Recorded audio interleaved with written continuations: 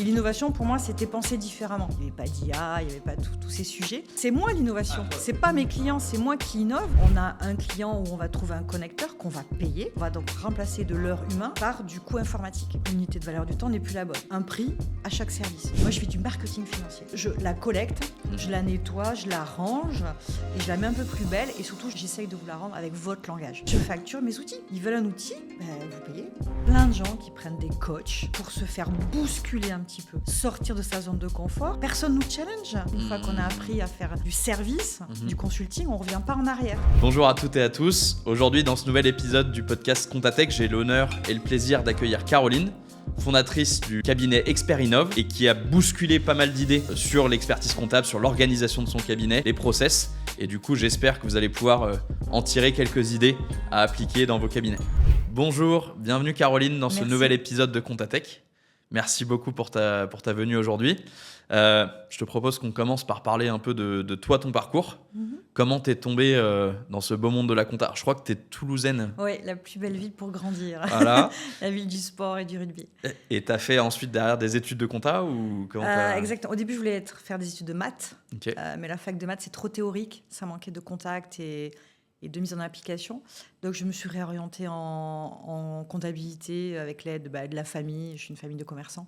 Donc, ils ont dit, tu devrais être expert comptable si vous voulez. En fait, ça aide toujours. Il faut un médecin et un expert voilà, comptable dans la famille. Et du coup, j'ai fait tout le parcours ultra classique à Toulouse, qui était super agréable parce que la fac est au centre de Toulouse. Je vivais au centre de Toulouse. Donc, il y a la vie, il y a la fête, il y a le partage et il y a le soleil. Donc, j'ai eu mon premier step de diplôme expertise comptable. Après, j'ai commencé à travailler à Toulouse, dans un cabinet d'expertise comptable. Et je suis partie assez vite parce que je trouvais pas ce que je cherchais. Donc, à l'époque, c'était plus simple que maintenant. On montait à la capitale, on cherchait un job dans le Figaro. Et j'ai trouvé un job dans le Figaro chez Nexia International, qui s'appelait pas Nexia à l'époque. On était beaucoup moins nombreux. Et donc, j'ai fait toute ma première partie en tant que commissaire aux comptes. À la base, moi, je suis CAC. Je ne faisais que du CAC. Donc des boîtes plus grosses. Société cotée, on se promenait dans la France, on partait une semaine avec nos valises, on passait des bonnes soirées et on revenait le samedi soir ou le samedi matin à l'appart. Et une fois que j'ai été diplômée, je me suis dit, le CAC, c'est extrêmement intéressant parce qu'on analyse, on cherche des choses, mais je trouvais qu'on arrivait un peu trop tard dans tout le process décisionnel du chef d'entreprise. Et je me suis dit, tiens, tu vas aller en expertise comptable pour voir si on peut plus interagir, plus en amont. Parce que là, on ne fait que constater. Driver plus la stratégie. Exactement. Et du coup, tout de suite, je me suis associée dans un cabinet d'expertise comptable qu'on a créé à 3. 3 personnes très différentes, très complémentaires. Et là, j'ai découvert la TVA, la paye. Et j'ai adoré ça, mais avec toujours ma vision auditeur. C'est-à-dire que moi, je commence par d'où vient l'info, par quel canal elle est arrivée, est-ce qu'elle est de bonne qualité ou est-ce qu'on doit la rejeter. Et j'ai toujours appliqué ça. Donc, dans cette association, on a passé 6 ans ensemble. J'ai découvert le marché parisien, les clients parisiens, les équipes, ce qui est facile, ce qui est difficile. Et au bout de 6 ans, on ne voulait pas aller vers le même chemin. Eux, ils souhaitaient plutôt se faire racheter par un plus gros cabinet. Et moi, je suis plutôt indépendante et autonome. Donc, je ne me voyais pas à 38 ans avoir un boss. Donc, en fait, j'ai créé mon propre cabinet. Donc, Expert Innov. Donc, c'est vraiment l'innovation. Donc, j'ai créé Expert Innov, Team Innov, Audit Innov, Social Innov, Office Innov. Vraiment, c'était d'aller chercher toutes les briques. Autour de pour les boîtes. L'innovation. Voilà. Et l'innovation, pour moi, c'était penser différemment. C'était pas, il n'y avait pas d'IA, il n'y avait pas tous ces sujets. C'était donc, penser... innovation, c'est les boîtes qui ont de la R&D ou... Non, c'est moi l'innovation. Toi, c'est pas mes clients, c'est moi qui innove dans le sens où on m'a dit qu'il fallait faire comme ça, mais je me pose la question, est-ce qu'il faut vraiment le faire comme ça? On m'a posé un tas de factures sur le bureau et on prend une bande machine là et on fait la somme de la TVA. Est-ce qu'il faut vraiment faire comme ça? Non, il faut pas faire comme ça. Il faut rendre le tas au client, il va acheter un scanner et il dit tu me l'envoies par un scanner. Parce que moi, la donnée, si je la récupère sur du papier, je dois payer quelqu'un pour la dématérialiser. Et je n'aurai pas le temps, déjà qu'on est toujours avec 1 mois ou 2 mois de retard. Vous nous posez une question le lundi matin sur une donnée qui est arrivée le vendredi soir. Si vous voulez qu'on vous réponde, il faut faire un canal de communication de données qui est complètement différent. Donc là, aujourd'hui, je le dis avec ces mots-là, mais à l'époque, j'avais la sensation qu'il fallait faire différemment. Donc, ça a été compliqué. Je rejetais, je disais, voilà, rentrez chez vous avec votre boîte à chaussures, hein, cette expression que tout le monde connaît. Donc, ça a été un peu violent. C'est pour ça que l'association s'est aussi arrêtée. Mais quand j'ai créé Experinov, j'avais compris qu'il fallait mettre un peu plus peut-être de patience. Et surtout, les outils sont arrivés. Donc, ça, Experinov, c'était en quelle année du coup que tu Il y a 14 ans. 14 ans, okay. Voilà. J'ai essayé de développer un logiciel. Moi, j'ai créé une boîte qui s'appelait Pilote. J'ai levé des fonds. Et j'ai essayé J'ai fait ça sur Odoo, qui est un logiciel open source. Mais à l'époque, il y a 10 ans, ça n'a pas marché. Mais c'est pas grave, c'était une très bonne expérience parce que je me suis posé plein de questions et j'ai compris que ce n'était pas possible. Donc, du coup, je suis partie sur un éditeur plus traditionnel. J'ai essayé de capter tout ce que les éditeurs nous mettaient à disposition. Et la facture électronique a mis un coup d'accélérateur exceptionnel parce qu'enfin, l'argent est arrivé. Enfin, les gens ont commencé à dire « Ah, tiens, il y a peut-être un truc à faire ». Et est arrivé tout ce que je cherchais. Et arrive encore tous les matins. Ouais. Et comme moi, j'avais l'idée de la façon dont je voulais travailler, mais il m'était impossible. Je mettais en place, je sais pas, 20% de mon concept. Là, on en est plutôt à 70%. Et du coup, il faut que j'accélère. On va parler de ce concept, justement. Mais peut-être pour ceux qui nous écoutent, aujourd'hui, le cabinet, vous êtes combien? Vous êtes où? Alors, aujourd'hui, la clientèle est parisienne, exclusivement parisienne. Et t'es à côté du parc Monceau, je crois. Voilà, exactement. Et dans des super bureaux, l'image est importante. Voilà, j'ai tout refait. Il y a des archis qui sont venus. Et on ne vend pas que la donnée. On vend aussi, comme ici, une ambiance. Il faut que les gens se sentent à l'aise. Donc, en fait, on a pris un archi. On a fait des très beaux bureaux. Moi, je trouve ça très joli. Et les clients aussi. Et au fur et à mesure des années, en 2019, j'ai dit, tiens, je vais mettre du back-office à Arcachon, parce que je suis toulousaine et arcachonnaise. Et au fil en aiguille, 1, 2, 3, 4, 5, 6, 7, 8. En fait, finalement, ils sont tous à Arcachon bientôt. Parce qu'ils sont plus heureux là-bas. Et que son client, on ne le voit pas plus d'une fois par mois. Donc, il suffit qu'il monte à Paris une fois par mois. Et on a pris un appart à Paris pour eux. Ils montent quand ils veulent. Donc, tu as des équipes, un peu d'équipes à Paris et beaucoup à Arcachon. Beaucoup d'équipes à Arcachon. Exactement. On n'a pas du tout développé la clientèle à Arcachon. On n'a pas commencé. C'est le projet 25. Okay. Voilà. Ça, c'est l'ambition 25. Mais il faut vraiment la travailler, la prévoir. C'est un vrai projet. Il ne suffit pas de dire « je suis là, salut, venez ». Et du coup, voilà, ils viennent quand ils veulent à Paris. Et c'est vrai que le Covid nous a beaucoup aidés. Parce qu'avant, on leur faisait des Teams et des Zooms. Mais maintenant, ils en demandent. Donc, grâce au Covid, notre modèle organisationnel a été beaucoup plus accepté. Et alors, vous êtes une dizaine, ça Alors, entre 11 et 15, ça dépend les années. Donc là, on est plutôt sur les 11 parce que les outils ont fait que certains départs n'ont pas besoin d'être gagné en remplacés. productivité beaucoup, tu me disais. C'est pas forcément productivité, c'est qu'en fait, il y a une partie du job qui est fait maintenant par des outils. Et donc, on remplace par d'autres personnes qui ont d'autres compétences. Il ne faut pas remplacer à l'existant. Parce que l'outil va faire peut-être 40% du job. Et les 60% restants, il faut aller chercher une autre typologie de personnes avec d'autres compétences. Et alors, moi, j'aimerais qu'on parle de ton concept. Parce que tu as pas mal de choses que tu fais différemment. En tout cas, tu essaies de bousculer un peu les codes de l'expertise comptable. Alors on a une belle liste à discuter. Peut-être dans quel ordre, toi, tu as pris les choses? Donc, tu disais au début, c'était digitaliser tu as commencé par comment je récupère les pièces de mes clients. Le canal de collecte de la donnée. Et alors, le tunnel de données. Peut-être qu'on va commencer par ça. Ouais. De ce que tu m'as dit quand on a préparé ce podcast, c'est notamment que tu as, par exemple, embauché quelqu'un qui ne vient pas du monde de la compta et qui aide tes clients à construire, entre guillemets, le bon tuyau, le bon process. Tout à fait. Est-ce que tu peux nous en dire plus et est-ce que c'est quelque chose que tu recommandes à d'autres cabinets? Oui, c'était il y a 1 an. C'était un vrai challenge. Cécile nous a rejoints. Le métier de Cécile, c'est de s'occuper de nos clients, sans être comptable. Donc déjà, moi, je pense que le client, il se sent à l'aise. Parce que les longs comptables, on a un langage trop technique et on bouscule un peu trop nos clients. Cécile, elle est là pour les aider, leur apprendre à utiliser les outils de digitalisation qu'on leur met à disposition. Ces outils peuvent nous appartenir ou pas, d'ailleurs. On doit être multi-compétences. Et donc, elle est là pour les challenger. Être sûr, alors voilà, vous avez votre outil, voici l'organisation. Vous savez, c'est tous les jours, hein, c'est pas que tous les 3-4 mois. Donc, son job, c'est faire en sorte que le tunnel de collecte de data, il soit utilisé, compris et accepté par le client. Donc, elle les forme, elle s'occupe d'eux. Et ils ont très bien accepté que Cécile les appelle pour parler autre chose que de comptabilité. Et ils ne parlent pas comptabilité à Cécile. Et ça, c'est pas mal. C'est-à-dire que tu rentres plus aussi dans le quotidien de tes clients. Exactement. Parce que leur quotidien, c'est pas la compta. Leur quotidien, c'est non, justement, la leur compta, gestion. C'est douloureux pour eux. Ils comprennent pas, donc ils veulent pas y aller. Alors qu'il faut dire, la compta, d'ailleurs, c'est pas la compta, c'est de la donnée. Et plus vite on nous la donnée, plus vite on l'exploite et plus vite on vous la rend. Mais on vous la rend pas que pour payer la TVA. On vous la rend pour que vous vous en serviez pour prendre des décisions ou vous dire j'ai la sensation de ça, est-ce que la donnée financière m'apporte la même réponse ou est-ce que j'ai une vision complètement opposée à ce que me donne la donnée financière. Peut-être que la donnée financière est fausse, hein. Peut-être qu'on l'a pas mis dans la bonne case. C'est le deuxième sujet, ça. Mais si on l'a mis dans la bonne case, normalement, on doit pouvoir confirmer le choix du dirigeant. Super clair. Et juste sur la récupération de la donnée, je crois que tu me disais aussi que tu vas à la fois utiliser, soit leur mettre à disposition un outil, soit te brancher à leurs outils. Et tu utilises, je crois, notamment Make aussi pour faire des connecteurs. Exactement. Quand on peut pas avoir une connectique automatique d'API de connecteurs, en fait, on utilise Make. On leur impose du coup un peu une architecture organisationnelle. Et donc, Make va tous les jours chercher de la donnée plutôt qu'un être humain qui clique sur un Dropbox, un Google, un SharePoint pour télécharger les fichiers déposés, pas forcément dans le bon dossier du bon mois de la bonne année. Make, lui, il est meilleur que nous. Il va aller chercher ce qu'il n'a jamais vu.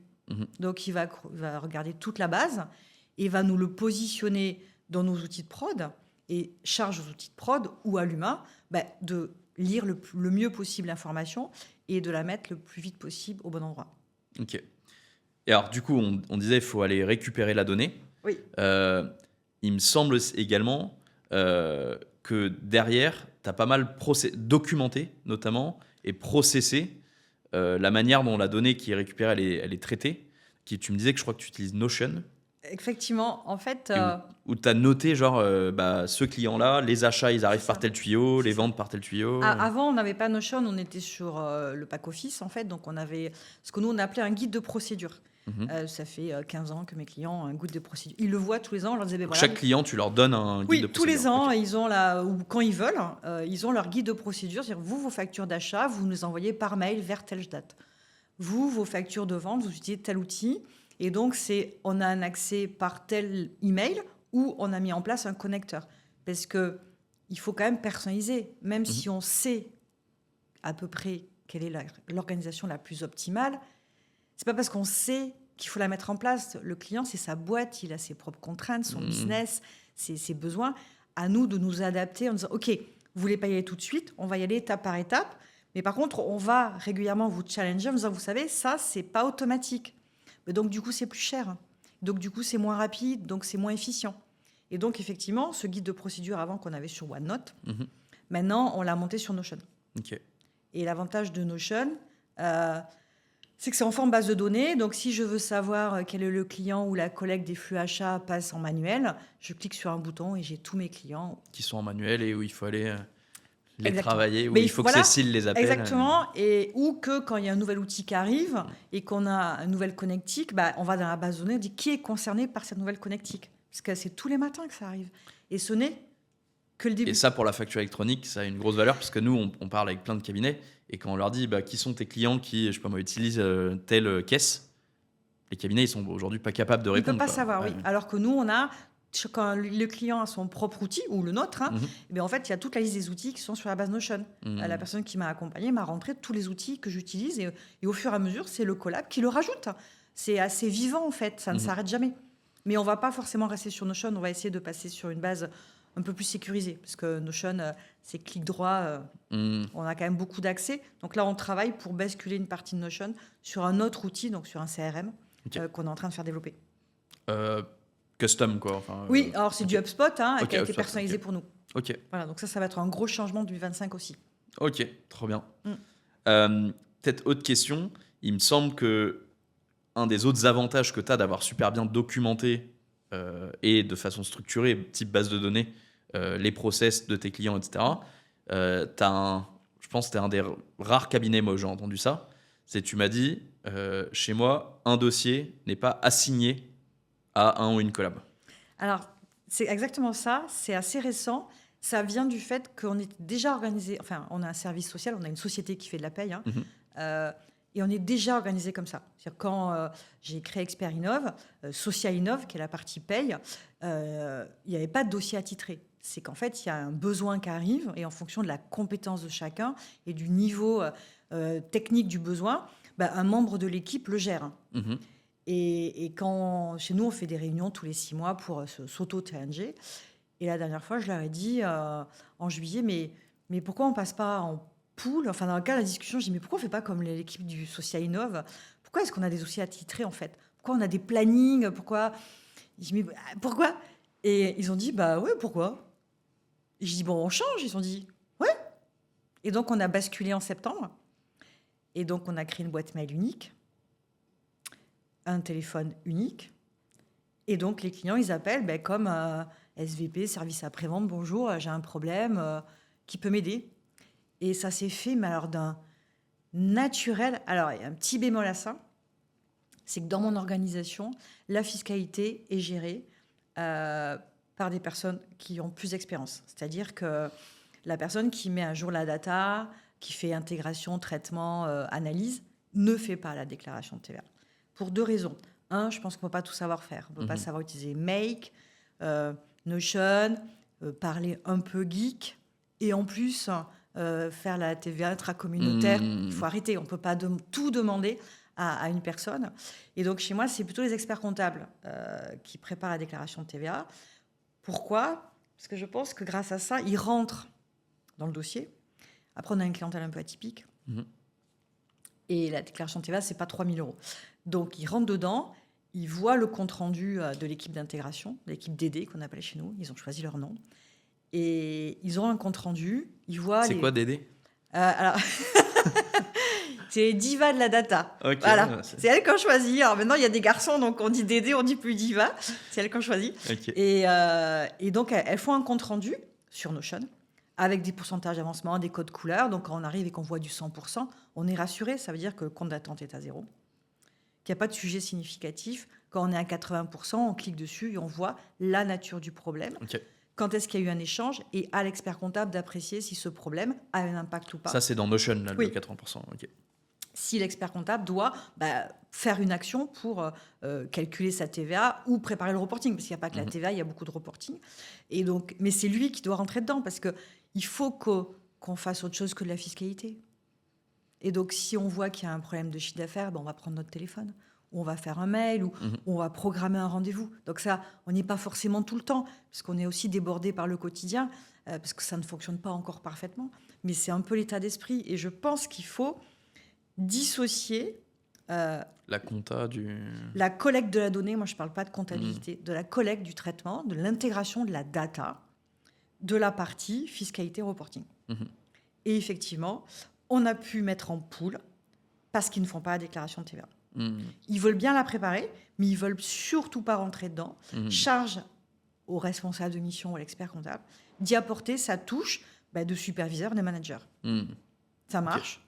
Super bien. Et les clients, du coup, ils ont pris le pli d'avoir cette numéro unique, mail unique. Voilà, Cécile a fait un super mail avec chat. On l'a validé ensemble. Elle leur a tous envoyé. Ils sont tous super contents. Okay. Enfin, au moins, ils savent qu'ils appellent, il y a direct quelqu'un qui répond. Effectivement. Et s'il faut escalader ou... Eh bien, on escalade sur des téléphones perso, pro, parce que les experts comptables ont des portables, ou des boîtes mail individualisées. Mais plus personne n'envoie de mail sur la boîte mail de tel membre ou tel membre de l'équipe. Ok. Ça, c'est un truc que tu recommandes. Enfin, d'après toi, ça marche, quoi. Ça force aussi les gens, j'imagine, à plus documenter, parce que tu sais que ça peut pas rester dans ta tête, parce que je pense que ça aide, quoi. Mais et ça force à mettre sur le papier que tel dossier, il n'est pas automatisé. Tout à fait. Non, mais ça force l'harmonisation. C'est-à-dire que ça force l'écriture. Le guide de procédure doit être à jour, parce que si c'est un tel ou un tel qui fait le job, qui dit non mais au fait, elle est où la donnée? Moi, je vais où? Je vais où le chercher? Le flux, il n'est pas là. Il n'est pas dans l'outil, mais il est où mon flux? Ah oui, lui, il veut pas encore. Donc du coup, peut-être que le scénario mec n'a pas fonctionné. Donc va regarder. Enfin, et donc là, il y a un process sur Notion avec des captures d'écran, des accès, puisqu'en fait, tous les mots de passe d'accès sont gérés par un outil. Tout le monde peut se connecter à tout. Il ne sait pas, est-ce que tu as le mot de passe pour aller se connecter? Non. C'est va sur OnePassword, va chercher les mots de passe. Chaque client a un coffre et le coffre est partagé avec le client. Ok. Donc, on va jusqu'à partager ses propres mots de passe, sont partagés avec nous. Ok. Je pense que ça, tu vois, moi, c'est venu en septembre 24, quasiment 10-12 ans après la création. C'est pas le truc que tu fais forcément dès le début et tu as une équipe aussi qui est assez mûre. Exactement, et j'ai pas que des comptables chez moi, j'ai très peu de comptables, j'ai des gens qui viennent d'autres mondes, c'est beaucoup de diversification. Je pense qu'il faut le mettre à un moment de maturité et peut-être qu'il faut le faire pas sur tout. Enfin, c'est pas quelque chose qu'on met en place tout de suite. Ouais. Et d'ailleurs, moi, je l'ai fait en social il y a 15 ans. S'ils l'ont jamais fait en social, c'est qu'ils n'ont pas ressenti le besoin. Donc, faut peut-être commencer par une petite équipe, un petit département ou un petit... Et alors, tu disais donc que tu fais beaucoup de reporting, pas que des TVA, mais reporting, notamment aussi, tu parlais de contrôle de gestion. Oui. Tu peux nous en dire un peu plus là-dessus? Peut-être quelle part de tes clients? Est-ce que c'est des choses que tu factures en plus? La partie reporting, est-ce que c'est inclus dans les... Alors, il y a 2 typologies de clients. Même maintenant, quand j'ai un nouveau client, je lui impose au moins un reporting par an. Je lui dis, si vous ne voulez pas que je vous fasse au moins un reporting par an, en fait, ça veut dire que vous n'avez pas besoin de moi, vous avez juste besoin d'un fiscaliste. Allez voir les outils d'automatisation qui sont en ligne. Mais si vous voulez un expert comptable, il faut qu'il vous donne autre chose que la déclaration de TVA tous les mois. Donc, du coup, il faut qu'on vous fasse des mini-reportings mensuels. Là. Donc là, on est en train de travailler pour communiquer au moins 2-3 agrégats tous les mois, gratuits. Voilà. Et là, on est en train de travailler sur le mail qui part avec la TVA. C'est pas juste bonjour, voilà, vous avez ça à payer. Non, c'est bonjour. Là, ils l'ont depuis 1 mois ou 2. Voici votre chiffre d'affaires encaissé. Voici, voilà. 2-3 trucs qu'on a. Autant les donner gratuitement. Et après, on doit vous faire une situation au 31 mars en fonction de votre activité. Parce qu'il faut qu'on parle. Parce que si on ne s'assoit pas, on ne va pas vous challenger, on ne va pas vous demander pourquoi votre marge a baissé. Ce n'est pas moi qui vais dire pourquoi la marge a baissé. Moi, je n'ai pas la donnée de contrôle de gestion. Je n'ai que de la donnée financière. C'est vous qui avez un CRM ou pas d'ailleurs. C'est vous qui connaissez votre seuil de rentabilité ou pas d'ailleurs. Donc du coup, il faut qu'on vous dise, mais pourquoi vous perdez de l'argent? Donc en fait, il faut qu'on vous aide à vous poser la question, si vous ne l'êtes pas posée, et à mettre en place quelque chose pour savoir. Et le jour où on pourra mettre dans la même base du contrôle de gestion, de la data financière et de la trésor. Normalement, la facture électronique devrait aider pour ça. On devrait avoir les données de contrôle de gestion. Quoi. Enfin, nous, on peut pas tout, mais... Les grosses boîtes, elles ont SAP ou un autre. Désolé, je mets des marques, mais ils ont tout ça. Ils mélangent de la finance, du contrôle de gestion, de la trésor, du prévisionnel. Il faut que les petites boîtes puissent avoir la même chose. La finance va être dématérialisée. La donnée, elle va être taguée. On va y mettre plein de petits... Moi, j'appelle ça des clés primaires. Donc, on va pouvoir la pomper. S'ils ont un CRM, on fait pareil. La trésor, on fait pareil. Et on va faire un peu de... Je ne sais pas si c'est de la comptabilité analytique, mais on va faire des reportings sur des axes qui n'ont rien à voir avec le plan comptable. Et ça va être magnifique. Et là, nous, on va s'éclater, mais il faut qu'on se transforme nous-mêmes aussi. C'est un challenge pour vous, pour nous éditeurs aussi, de pouvoir... demain, parce qu'aujourd'hui, on ingère de la donnée assez normée, la donnée financière, quoi. Et je pense demain, il faut qu'on arrive à ingérer de la donnée du nombre de couverts, c'est ça. nombre de coupes de cheveux. Exactement. Ça, c'est beaucoup plus hétérogène, donc ça va être un vrai... C'est parce qu'on va les connecter ensemble.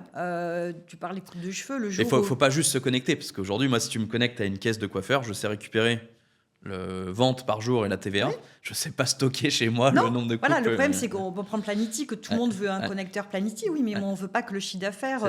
On veut... Mais ça veut dire que le client, il doit, sur Planity, faire une architecture de produits, de tarifs. Donc, lui, il va devoir réfléchir. Qu'est-ce que je vends, au fait?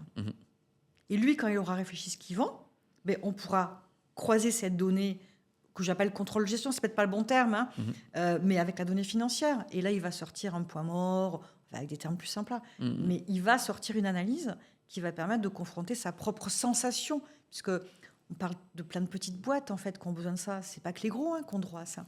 Les petits ont droit aussi. Je suis d'accord. Et on voit qu'il y a beaucoup de petites entreprises. Elles ne meurent pas de ne pas avoir de clients ou... Non. C'est de la gestion. Oui, en fait...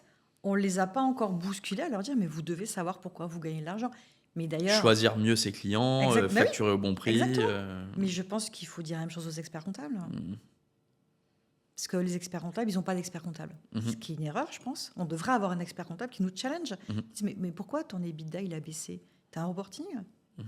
Tu as des BU, tu as essayé quand même de comprendre où tu gagnes de l'argent, où tu en perds. C'est pas grave d'en gagner ou d'en perdre. Le tout, c'est de savoir et de se fixer des objectifs.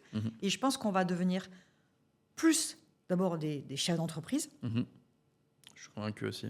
Que uniquement des experts comptables. Ok, on est expert comptable. Non, on est chef d'entreprise. C'est une boîte. On fait un conseil un peu spécial, mais on fait quand même du conseil.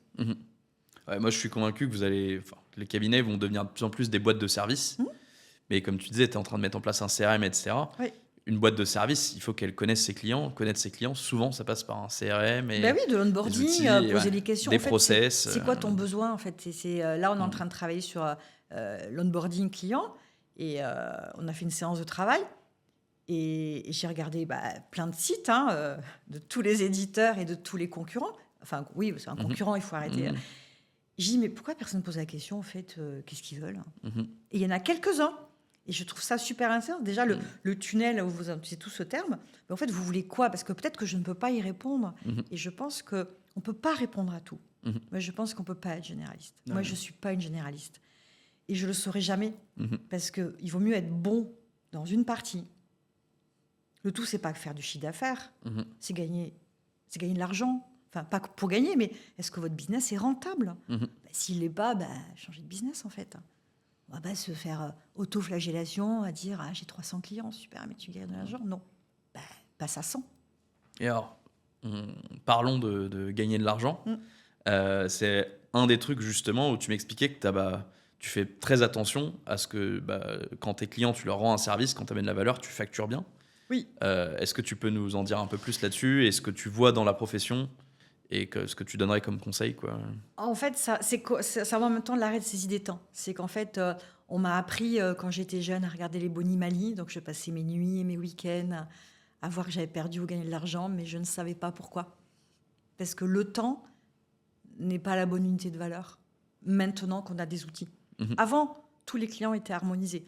On avait les factures d'achat, il fallait saisir à la main. Donc, effectivement, l'unité de valeur était le temps. Mais maintenant, on a un client où on va trouver un connecteur qu'on va payer et on va donc remplacer de l'heure humain par du coût informatique, du coût IT. Donc, l'unité de valeur du temps n'est plus la bonne. Et donc, du coup, il faut trouver un prix à chaque service. Donc, il faut faire un catalogue de prix, comme toutes les boîtes font, sauf nous. Et donc, du coup, une fois qu'on a fait un catalogue de prix, vous voulez une attestation ok, c'est 300 €, voici le devis, vous le signez pas, je ne le fais pas. Parce que, certes, on est là pour les aider, mais on est aussi une société avec nos propres besoins en termes de rentabilité. Et le client qui ne comprend pas que l'attestation, ce n'est pas juste une petite signature en bas d'une page, mais c'est qu'il n'a pas compris ce que je voulais faire, donc ça veut dire qu'il n'est pas avec le bon expert comptable ou dans la bonne organisation. Il faut qu'on choisisse nos clients. Et ça, comment tu fais du coup? Est-ce que c'est surtout que le bouche à oreille, les bons clients ramènent les bons clients? Alors moi, l'avantage de la chance d'être à Paris, c'est que, et dans le 8e, on est tous là, les avocats, les experts comptables, directeurs financiers. Moi, c'est que du bouche à oreille. Et je pense qu'il y a beaucoup d'experts comptables qui n'ont jamais fait de pub. Alors, c'est pas vraiment autorisé. Mais je pense qu'on doit aussi changer. On doit aller chercher, grâce aux réseaux sociaux, le client qui corresponde à notre modèle. Et c'est ce que moi, je voudrais faire en 2025. Et je souhaite pas... Moi, j'ai pas de commerçant. J'en ai un parce que je l'aime beaucoup, ou deux.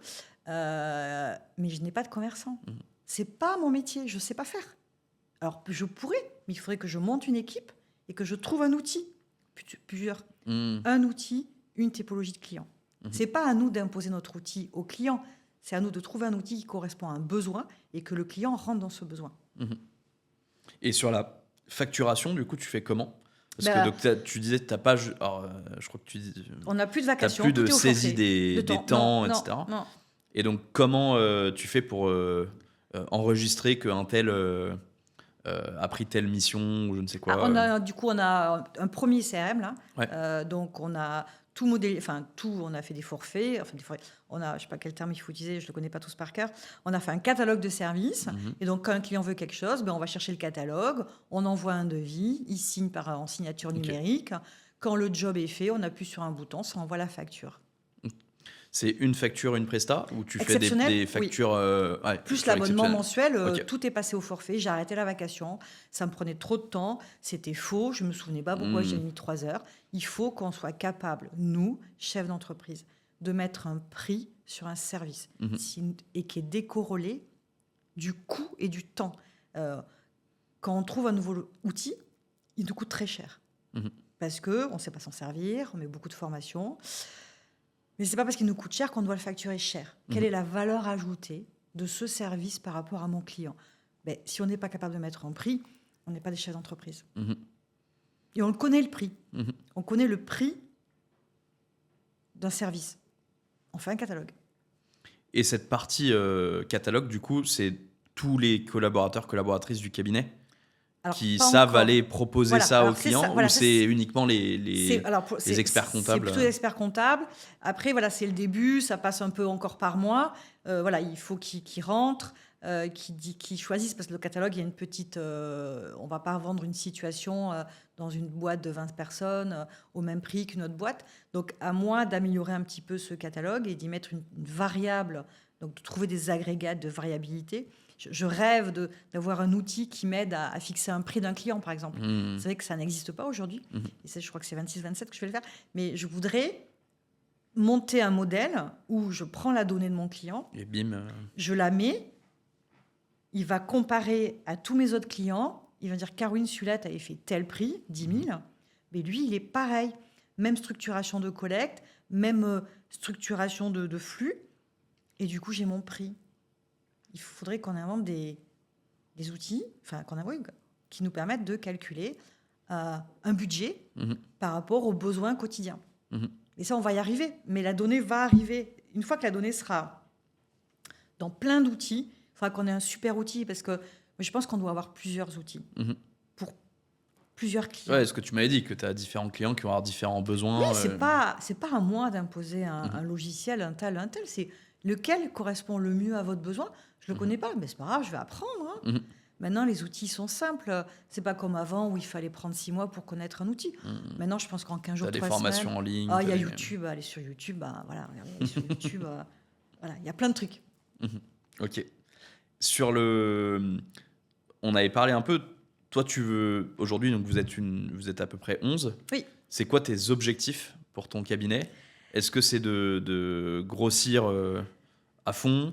Est-ce qu'au contraire, c'est de continuer de grossir au rythme actuel, mais de toujours optimiser la renta, enfin à la fois la renta, la satisfaction des collabs? C'est quoi les... Alors, j'ai essayé de faire comme tout le monde, de m'associer avec les personnes qui m'ont accompagnée pendant très longtemps. Ça n'a pas marché. J'ai essayé plusieurs fois. Voilà, c'est un constat. Moi, mon souhait, c'est que... Là, je suis en train de travailler, c'est assez concret, à prendre, moi j'appelle mon petit pilote parisien, et donc je suis arcachonnaise, et de le mettre à Arcachon. Donc de voir si ce pilote... C'est dans le langage startup, on dit répliquer un playbook, quoi. Voilà, merci. Donc du coup, mais c'est pas moi qui vais le faire, donc je suis en plein recrutement d'un expert comptable. J'ai publié l'annonce sur les réseaux. Je cherche une personne. Donc, avis à tous ceux qui nous écoutent. Merci. Vous avez envie d'aller sur le bassin d'Arcachon. Il faut venir de là-bas. Moi, je suis de la province, je sais ce que c'est la valeur de la province. Il faut connaître les gens. C'est pas la même job. Il faut vraiment. On va pas comparer. C'est pas les mêmes jobs parce que c'est pas les mêmes clients. Donc il faut nous s'adapter à nos clients. Donc de prendre le pilote numéro 1, moi je l'appelle, et de l'adapter un petit peu à Arcachon. Donc ça, c'est le travail 2025. Donc là, je cherche. Et comme je ne veux pas chercher toute seule, j'ai pris une personne qui coach mes candidats et moi. Voilà, ça, les candidats ils disent « Ah bon, on va avoir un coach ?» Oui, parce qu'il faut qu'elle aille dans vos tripes pour savoir, vous voulez vraiment faire ça ? Ce n'est pas juste un cabinet classique. Il n'y a pas de retour en arrière, je pense. Une fois qu'on a arrêté ces irritants, on ne va pas recommencer. Une fois qu'on a appris à faire... du service, du consulting, on ne revient pas en arrière. Donc ça, c'est je cherche une personne qui va développer mon pilote sur le bassin d'Arcachon. Parce que toutes mes équipes sont là-bas et que je vis, moi, entre Paris et Arcachon. J'ai 2 appartes. Et une fois que ça, c'est fait, en fait, c'est l'étape d'après, sur laquelle je travaille aussi depuis 1 an, avec un très bon ami. Comment ça va se faire, je ne sais pas. En fait, c'est de prendre ce modèle et de le répliquer. Mais moi, je ne peux pas le faire toute seule. Donc là, je discute avec des fonds déjà. Est-ce que tu fais franchise ? Est-ce que tu fais... J'ai essayé la franchise. Il y a 8 ans, j'ai monté une franchise. j'ai tout foiré, parce que je n'avais pas compris ce que c'était une franchise, et que je l'ai fait toute seule. Donc là, j'ai bien compris que moi, je sais faire des choses, mais qu'il y a plein de choses que je ne sais pas faire. Donc là, je commence à discuter avec des fonds, parce qu'enfin, les fonds sont là. C'est vrai que ça, c'est un des trucs... alors ça, il y a 2 choses miracles après le Covid, c'est les éditeurs et les fonds. Donc, je vais faire comme mes clients. Je vais prendre un fonds, prendre ou me vendre, je sais pas. En tout cas, je continuerai à m'occuper de mes clients, parce que je ne peux pas me passer mes clients. Je les adore et je ne peux pas les lâcher, parce que c'est grâce à eux que je grandis. C'est prendre des clients exigeants qui fait qu'on va chercher autre chose. Donc, du coup, prendre le modèle et voir dans quelle mesure. Donc, toi, l'apport éventuellement d'un fonds, tu le vois comme à la fois du capital pour lancer plus vite, faire grossir plus vite le business, et surtout de l'aide, de savoir-faire. Oui, tout à fait. Moi, je ne sais pas faire. Mes clients font ça. Et j'ai commencé à leur poser la question, qu'est-ce que vous en pensez? Comment je dois faire? Ils me disent, oula, il faut que je te parle. C'est pas le même métier d'être expert comptable de clients sous LBO que d'être soi-même sous LBO. Donc oui, il faut qu'ils m'aident, mais il faut qu'ils le fassent avec moi. Je ne sais pas le faire et je pourrais pas... Si j'avais eu la volonté d'avoir cette expérience, j'aurais commencé par faire ça. Voilà, je ne serais pas devenue expert comptable. Mais je suis profondément expert comptable. Mais moi, je vends... comme je dis, quand les gens me disent, tu fais quoi? Moi, je fais du marketing financier. Je fais parler la donnée, quoi. Voilà, je la collecte, je la nettoie, je la range et je la mets un peu plus belle. Et surtout, j'essaye de vous la rendre avec votre langage. Parce que le mien, qui est imbitable. Vous ne pouvez pas le comprendre, c'est un langage de comptable. Et ça, la facture électronique va énormément nous aider parce qu'on va tout lire sur la facture. Pas que l'hors taxe TVA, TTC, on va lire les codes articles. Et c'est là où le contrôle de gestion va arriver. Et il faudrait aussi, parce que pour le coup, sur le e-reporting, là, on récupérera... l'obligation légale sera toujours uniquement la partie TVA, vente. Mais ça, c'est nos... Et donc, comment on arrive à récupérer plus que ça dans les outils métiers e-reporting, quoi. C'est là où nos outils métiers avancent vachement vite. On a beaucoup de chance. Moi, je ne sais pas comment ça se passe un peu en Europe. J'ai la chance d'avoir des clients qui achètent des sociétés en Europe. Et on est quand même bien avancé. Et du coup, il y a beaucoup de levées de fonds. Donc, on a énormément de choses qui arrivent. Et plus vite la facture électronique va arriver, plus vite nos éditeurs vont lever de l'argent, plus vite ils vont développer des outils, plus vite on pourra utiliser. C'est pas nous qui allons le faire. On va pas... Nous, on doit avoir accès à des outils qui nous permettent d'aller plus loin. Et on doit payer pour ça. Des fois, je parle avec des experts comptables, ils me disent combien ça coûte. Mais non, mais combien ça va me rapporter, en fait? C'est pas grave combien ça me coûte. Tu parles à mon cœur, là. Voilà, si je le vends 4 fois plus cher que je le paye, moi, je facture mes outils. Mes clients ont une ligne de facturation IT. Ils veulent un outil, vous payez. Pourquoi? Parce que moi, je paye. Oui, et s'ils allaient prendre un outil ailleurs... mais vous payerez 10 fois plus cher parce que l'onboarding, c'est moi qui le fais. Ce qui est sûr, c'est que souvent, les outils que les experts comptables mettent à disposition de leurs clients sont moins chers parce que vous avez comme vous achetez en volume... Mais moi, je leur facture le prix public. Moi, j'ai un effet volume parce que... Oui, mais ça, c'est mon problème. Sauf que l'effet volume, la marge que je peux faire sur l'effet volume, elle rentabilise tout l'investissement. Le prix public des outils distribués par les experts comptables est souvent moins cher que le prix public d'un outil qui bosse pas avec les experts comptables. Ah oui, probablement. Oui, parce qu'on n'est pas très bon, nous, quand même. On n'est pas très bon pour vendre les choses. On nous a pas appris à vendre. Quand j'étais jeune, on m'a pas fait un cours de marketing. On m'a pas expliqué la différence entre le commerce et le marketing. Pour moi, tout ça, c'est très différent. Et donc, il faut qu'on devienne des chefs d'entreprise, en fait. Donc, on aille suivre sur YouTube des cours de marketing, c'est quoi un logiciel, qu'est-ce qui m'apporte, qu'est-ce qui m'apporte pas, et qu'on prenne un expert comptable. Non, mais franchement... Ça, on retient de ce podcast. Il faudrait que les experts comptables aient un expert comptable. Mais je vois ce que tu veux dire. Et on a fait un épisode du podcast avec Hervé Granet, qui est devenu coach, du coup, de dirigeants et surtout d'experts comptables. Et il dit, alors lui, sa formule, c'était un peu différent. Pour dire que le patron de cabinet ou la patronne de cabinet devrait être dirigeant d'entreprise, il dit le premier dossier du cabinet devrait être le cabinet, quoi. Et souvent, aujourd'hui, c'est le dernier. Ah, moi, c'est moi. Moi, dès qu'il y a un outil qui arrive, il est implémenté chez moi. C'est ça. Moi, j'ai une personne qui m'accompagne, Mélanie, en fait, heureusement qu'elle est là. Dès qu'il y a un nouvel logiciel, c'est mes sociétés qui sont bêta-testeurs. Donc, parfois, elle me dit non, pas encore. Si, Mélanie, vous allez encore Mais ça marchait bien, c'est pas grave. On casse tout, on recommence. Et quand ça tourne chez moi, quand j'ai compris, je le propose à mes clients qui aiment bien être bêta-testeurs. Et après, on peut proposer. Est-ce que tu as une colonne dans ton Notion aime bien être bêta-testeur ou pas? De mes clients? Oui, sans spécifier. Oui, j'en étais sûr. Sur les mêmes. Oui. Ils adorent. Et ils adorent que je leur apporte parce qu'il y a aussi un jeu. C'est le cerveau, ça lui fait du bien un petit peu. Il y a un nouveau truc, oui. Je vais gagner du temps. Je sais pas. En tout cas, on va bien rigoler. Ok. Alors, du coup, moi, un des points vraiment dont j'aimerais qu'on parle avant de finir, c'est le fait que tu dis il faut que l'expert comptable devienne dirigeant d'entreprise et sûrement en boîte de service, boîte de conseil. Du coup, aujourd'hui, beaucoup ne le sont pas. Comment on fait pour le... Alors déjà, peut-être, qu'est-ce que c'est pour toi être chef d'entreprise? Est-ce que c'est la partie commerciale, RH, strat? Je pense que c'est se dire qu'on ne fait pas tout. Aller chercher les compétences ailleurs. Prendre un expert comptable. Parce que si on pense son temps à vérifier que la TVA, elle est juste, le jour où elle sera fausse, on ne le verra pas parce qu'on n'aura pas de hauteur. Donc, aller chercher des compétences ailleurs et donc se fixer des objectifs comme un chef d'entreprise.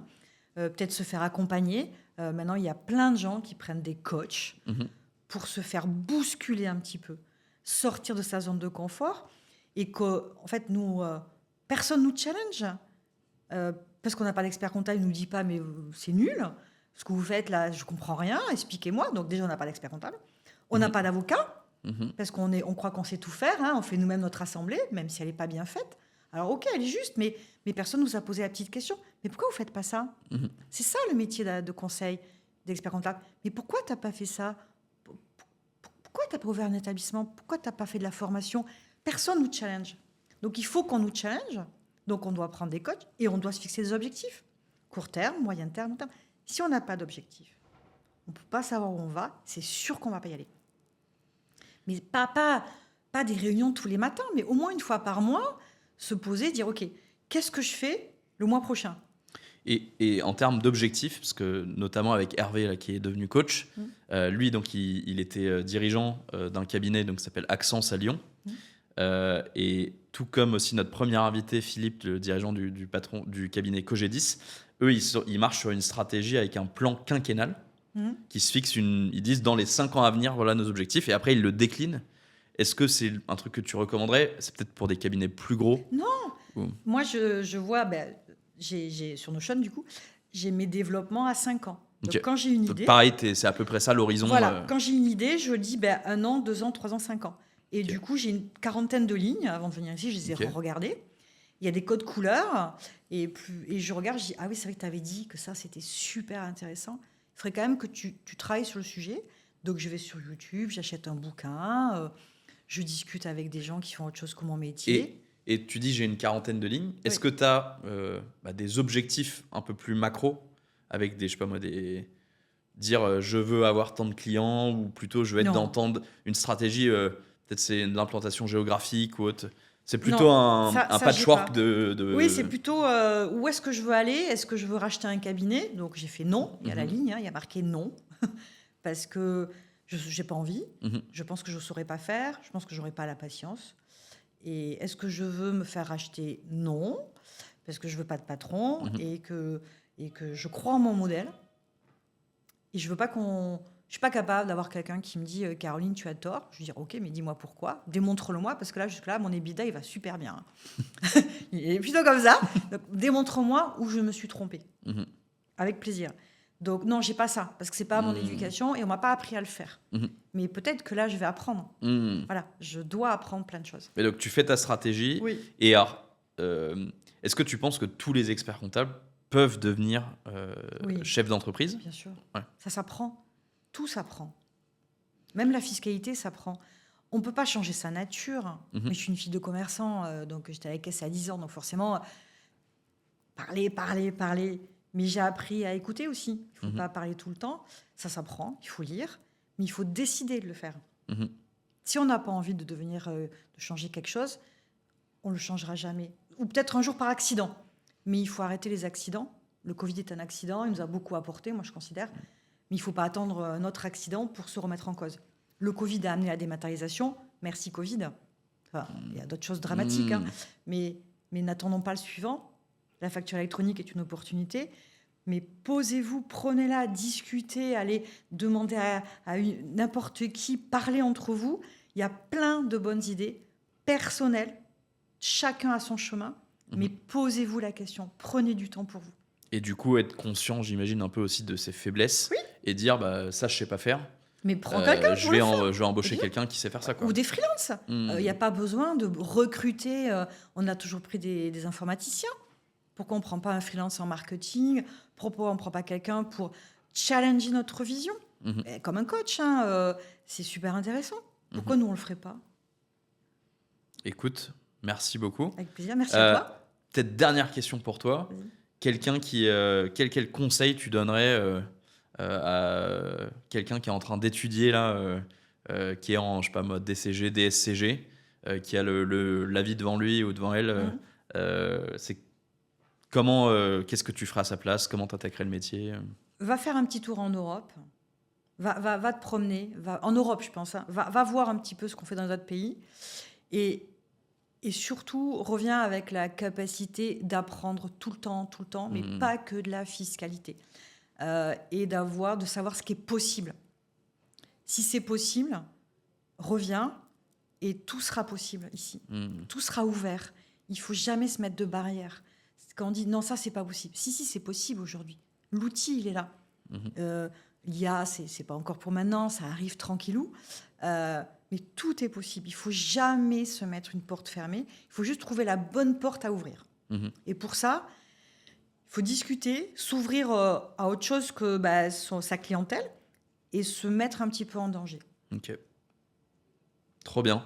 Merci beaucoup. Merci à toi. J'espère que ça servira et que ça bousculera un peu les personnes, les consoeurs, confrères, tes consoeurs, confrères qui nous écoutent. Et plein de succès à Experinov. C'est gentil. Et on te souhaite de réussir tous les objectifs que tu t'es fixés pour cette année et les années suivantes. Je vais y travailler. Merci Arthur. Au revoir.